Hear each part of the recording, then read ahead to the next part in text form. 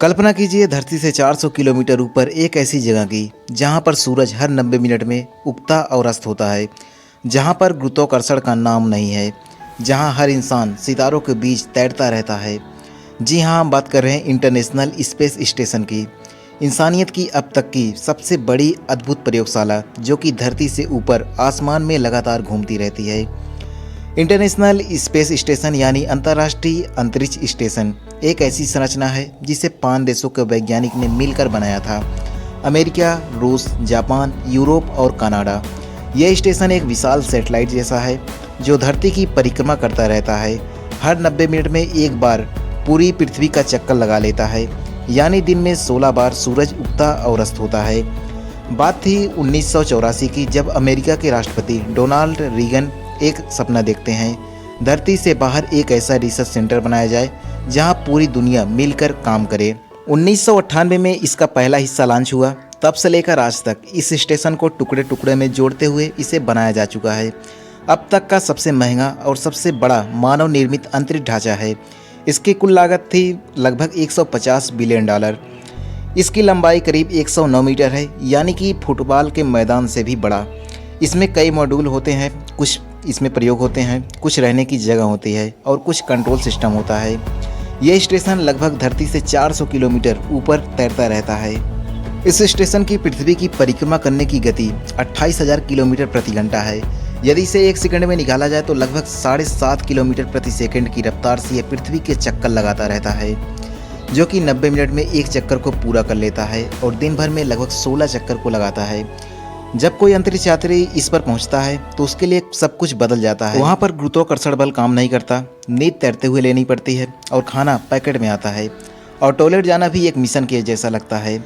हर दिन उन्हें अपने शरीर को फिट रखने के लिए लगभग 2 घंटे की कसरत करनी पड़ती है, नहीं तो मांसपेशियां कमज़ोर हो जाती हैं। और सबसे बड़ी चुनौती अकेलापन और मानसिक तनाव होता है।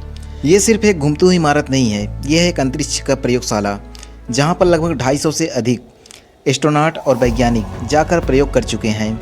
मानव शरीर पर अंतरिक्ष का असर, नई दवाइयों की टेस्टिंग, पौधों की खेती बिना मिट्टी और गुरुत्वाकर्षण बल के, भौतिक, जीव विज्ञान और मौसम विज्ञान का अध्ययन इस जगह पर किया जाता है। यानी यह वो जगह है जहां पर भविष्य की दुनिया तैयार की जाती है। अभी तक इसरो इस स्टेशन का हिस्सा नहीं है, लेकिन इसरो और नासा के बीच लगातार सहयोग बढ़ रहे हैं। गगनयान मिशन के बाद भारत की भी योजना है कि अपना खुद का स्पेस स्टेशन बनाने की, जो 2035 तक लॉन्च किया जा सकता है। इंटरनेशनल स्पेस स्टेशन का शेड्यूल बारीकी से तय होता है।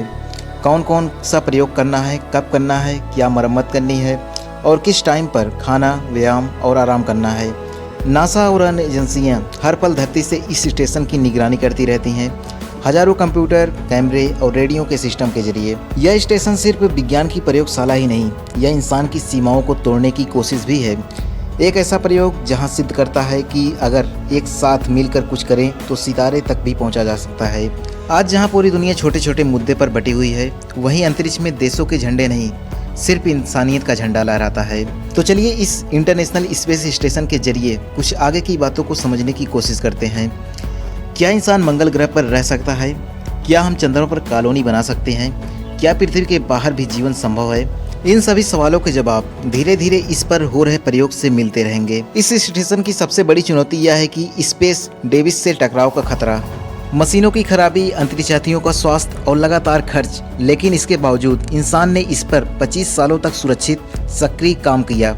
ये हमारी जिंदगी के अजज़बे के सबूत हैं। इसरो की योजनाएं भी तेजी से आगे बढ़ रही हैं। गगनयान के जरिए भारत अंतरिक्ष में यात्री भेजने वाला है। 2035 तक भारत का खुद का स्पेस स्टेशन होगा और तब हम न सिर्फ पृथ्वी पर बल्कि अंतरिक्ष में भी एक नई पहचान बनाएंगे। इंटरनेशनल स्पेस स्टेशन सिर्फ एक स्टेशन नहीं, ये इंसान की उड़ान है, इंसानियत की आशा है और विज्ञान की विजय गाथा है। इस वीडियो में यहीं तक। आशा है कि जानकारी आपको अवश्य पसंद आई होगी। चैनल पर पहली बार आए हैं तो समय निकाल कर इसे लाइक शेयर करने का भी प्रयास करें, क्योंकि इसी से हमें यूट्यूब के लिए वीडियो बनाने के लिए आंतरिक प्रेरणा मिलती रहती है। आप देख रहे हैं यूट्यूब चैनल इनसाइड भारत और मैं हूं आपके साथ चंदन प्रजापति। इस छोटी सी वीडियो पर यहां तक समय बिताने के लिए आप सभी का दिल से धन्यवाद।